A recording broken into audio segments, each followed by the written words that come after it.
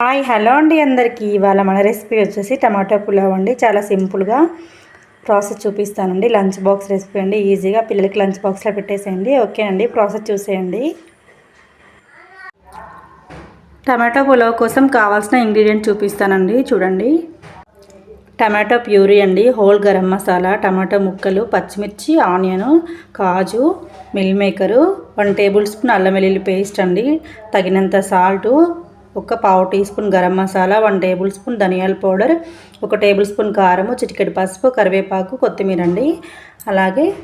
అలాగే రైస్ని ముందుగా ఒక హాఫ్ అన్ అవర్ నానబెట్టేసి పెట్టుకోండి. అప్పుడు రైస్ పొడి పుల్లాడుతూ మంచిగా వస్తుంది. నేనైతే నార్మల్ రైస్ యూజ్ చేస్తున్నానండి. మీరు బాస్మతి రైస్ అయినా యూజ్ చేసుకోవచ్చు. నార్మల్ రైస్కి 1 కప్ రైస్కి 2 కప్స్ వాటర్ మెజర్మెంట్ అండి. ప్రాసెస్ చూస్తూ ఉండండి.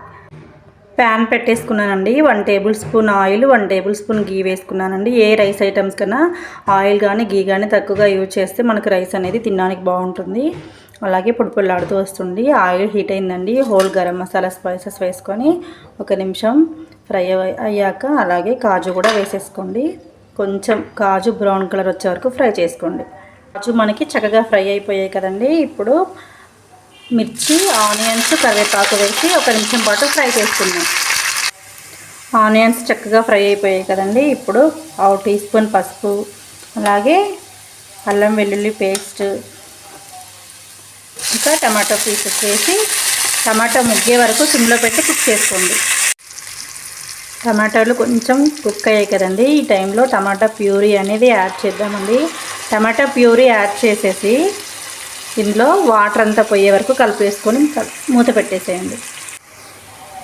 మనకి ప్యూరీ అనేది మంచిగా కుక్ అయిపోయి ఆయిల్ సపరేట్ అయ్యే వరకు మంచిగా కుక్ చేసుకోండి. అప్పుడు మనకి పచ్చి స్మెల్ రాకుండా ఉంటుందండి. మనం టమాటా ప్యూరీ కూడా యాడ్ చేసాం కదా, ఈ ప్యూరీ అనేది మంచిగా కుక్ అవ్వాలండి.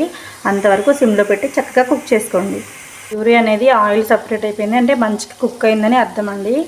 ఈ టైంలో మనం సాల్ట్ 1 టేబుల్ స్పూన్, కారం, ధనియా పౌడర్, గరం మసాలా, ఈ స్పైసెస్ అన్నీ మంచిగా మనకి ఈ టమాటా ప్యూరీలో మిక్స్ అయ్యే వరకు నీట్గా కలిపేసుకోండి. ఒక 2 మినిట్స్ కుక్ చేసుకోండి. ఇప్పుడు మన మిల్ మేకర్ అనేది యాడ్ చేద్దామండి. మిల్ మేకర్ యాడ్ చేసి చక్కగా కలిపేసుకోండి. అలాగే ఫ్రెష్ కొత్తిమీర యాడ్ చేయండి. మంచి టేస్టీగా స్మెల్, ఇందులో ఈ స్మెల్ చాలా బాగుంటుందండి. మిల్ మేకర్ కుక్ అయ్యేంత వరకు 1 నిమిషం పాటు కుక్ చేయండి.